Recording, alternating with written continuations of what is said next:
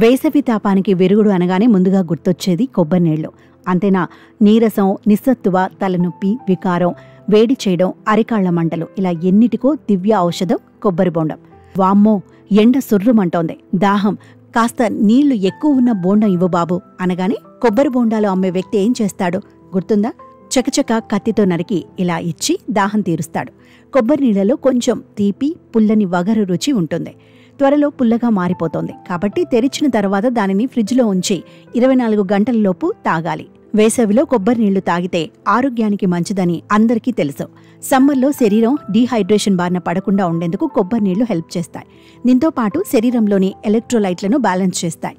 ఆరోగ్యపరంగా కూడా కొన్ని రకాల బెనిఫిట్స్ ఉంటాయి. అందుకే కొబ్బరి నీళ్లను తాగాలని తరచూ వైద్యులు సూచిస్తుంటారు.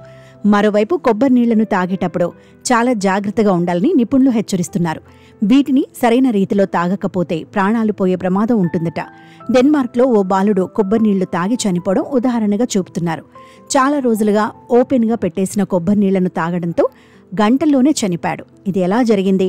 దీనికి కారణం ఏంటో తెలుసుకుందాం.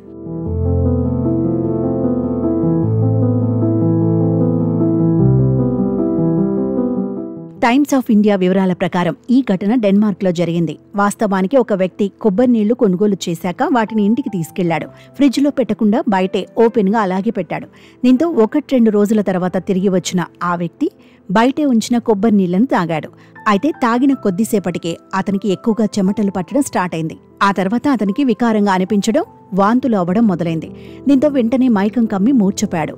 కుటుంబ సభ్యులు ఆసుపత్రిలో చేర్చినా ఫలితం లేకుండా పోయింది. వైద్యులు అతన్ని బతికించలేకపోయారు. మెదడులో వాపు వచ్చిందని, దానివల్ల బ్రెయిన్ డ్యామేజ్ అయిందని ఎంఆర్ఐ రిపోర్ట్లో తేలింది. కొబ్బరి నీళ్లలో ఉండే ఫంగస్ రక్తానికి చేరి మెదడును దెబ్బతీసిందని వైద్య నిపుణులు వెల్లడించారు.